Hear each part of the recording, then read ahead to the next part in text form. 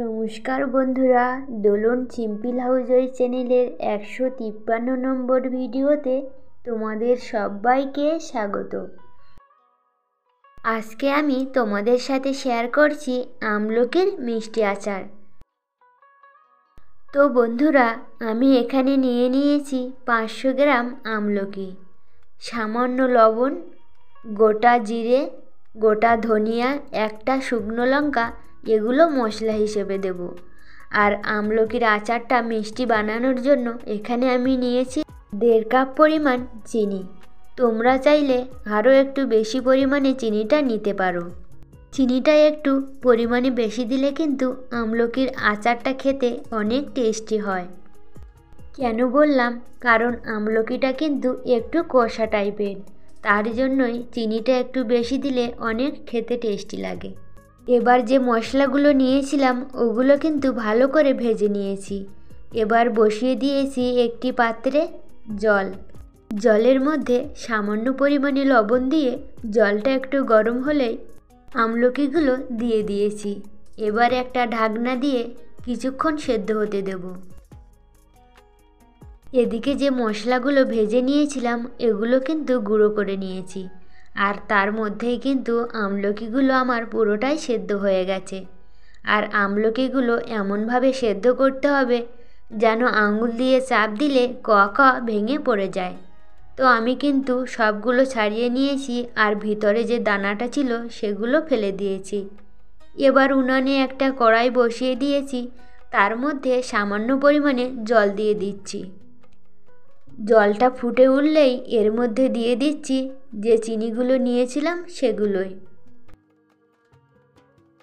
চিনিগুলো কিছুক্ষণ জাল হওয়ার পরেই কিন্তু পুরোটাই গলে গেছে আর ফুটতে শুরু করে দিয়েছে। এইভাবে কিছুক্ষণ ফোটানোর পর খুন্তি দিয়ে ভালো করে চিনিগুলোকে নাড়িয়ে নাড়িয়ে দেখতে হবে যে কোনোটা গোটা রয়েছে কিনা। ভালো করে নাড়ানোর পর পুরোটাই চিনি কিন্তু আমার গলে গেছে, যেগুলো শক্ত ছিল সেগুলো গলে গেছে। এবার দিয়ে দিচ্ছি ছাড়ানো আমলকিগুলো। আমলকিগুলো দিয়ে কিন্তু কিছুক্ষণ এইভাবে ঘাঁটতে হবে।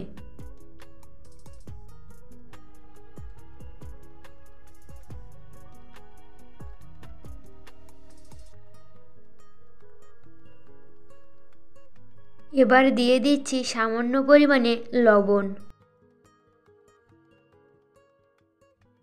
লবণটা দেওয়ার পরেও কিন্তু আবার একটু ভালো করে নাড়াচাড়া করে নিচ্ছি।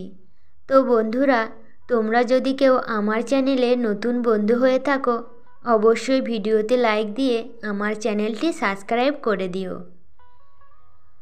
কিছুক্ষণ নাড়ানোর পর এবার যে মশলাগুলো ভেজে নিয়েছিলাম সেগুলোই দিয়ে দিচ্ছি। মশলাগুলো দেওয়ার পর আবারও কিন্তু একটু ভালো করে নাড়াচাড়া করে নিচ্ছি। এইভাবে অনেকক্ষণ নাড়াচাড়া করার পর এবার একটা ঢাকনা দিয়ে 10 থেকে 15 মিনিট ঢেকে রাখতে হবে, যাতে চিনির রসটা ভালোভাবে আমলকির মধ্যে মিশে যেতে পারে। আর গ্যাসের জালটা কিন্তু লোতে রাখতে হবে।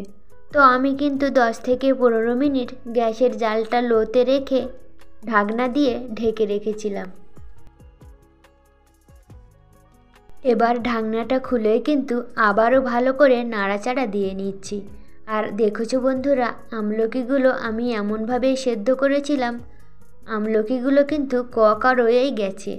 আর এর মধ্যে বেশ ভালোভাবেই কিন্তু মিষ্টির রসটা মিশে গেছে, আর কালারটাও কিন্তু বেশ লাল লাল হয়ে এসেছে।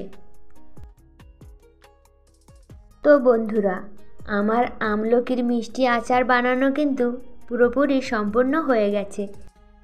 এবার আমলকির আচারটা পুরোপুরি ঠান্ডা হয়ে গেলে কাঁচের বয়ামে ভরে নিচ্ছি। আর এইভাবেই কিন্তু বেশ অনেক দিন ধরেই খেতে পারবে। তোমরাও চাইলে খুব সহজেই বানিয়ে নিতে পারো। আর এই আচারটা কিন্তু গরম ভাতের সঙ্গে বাচ্চা থেকে বয়স্ক সবাই খেতে পছন্দ করবে। শুধু ভাতের সাথে নয়, শুধু খেতে দিলেও সবাই কিন্তু চেটেপুটে খেয়ে নেবে। তো বন্ধুরা, আমার আচারটা কিন্তু বেশ কালারও হয়েছে আর খেতেও অনেক টেস্টি হয়েছে। তো বন্ধুরা, আজকের ভিডিওটি এখানেই শেষ করছি।